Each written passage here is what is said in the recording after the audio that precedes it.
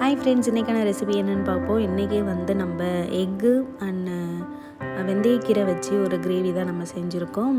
இது வந்து மேத்தி எக் கறி அப்படின்னே சொல்லலாம். ரொம்பவே நல்லா இருந்துச்சு. இது வந்து சப்பாத்திக்கும் அண்ட் ரைஸுக்கும் நல்லாயிருக்கும். கீரை சாப்பிடாதவங்களுக்கு இந்த மாதிரி நீங்கள் வந்து ட்ரை பண்ணி பாருங்கள், கண்டிப்பாக நல்லாயிருக்கும். என்னென்ன யூஸ் பண்ணியிருக்கேன் பார்த்தீங்க அப்படின்னா, எக் வந்து ஃபஸ்ட்டு வேக வச்சுக்கோங்க. அதுக்கப்புறம் வந்து மசாலாஸ் எதுவுமே இதுக்கு வந்து தேவையில்லை. ஃபஸ்ட்டு வந்து கொஞ்சோண்டு ஒரு ஆனியன், அப்புறம் வந்து கொஞ்சம் கேஷ்யூ போட்டுக்கோங்க. காரத்துக்கு வந்து இதில் க்ரீன் சில்லி தான் ஆட் பண்ணியிருக்கேன்.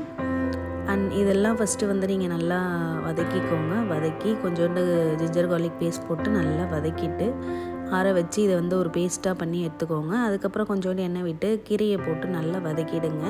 வதக்கினதுக்கப்புறம் கீரை வெந்ததுக்கப்புறம் நீங்கள் வந்து அந்த பேஸ்ட்டை போட்டு கொஞ்சம் கொதிக்க வச்சு ஒரு எக்கு வந்து சேர்த்துட்டீங்க அப்படின்னா இந்த கிரேவி வந்து ரெடி ஆகிடுச்சிங்க. இது வந்து ரைஸுக்கும் சப்பாத்திக்கும் வந்து ரொம்பவே நல்லாயிருக்கும். கண்டிப்பாக நீங்கள் உங்கள் வீட்டில் ட்ரை பண்ணி பாருங்கள்.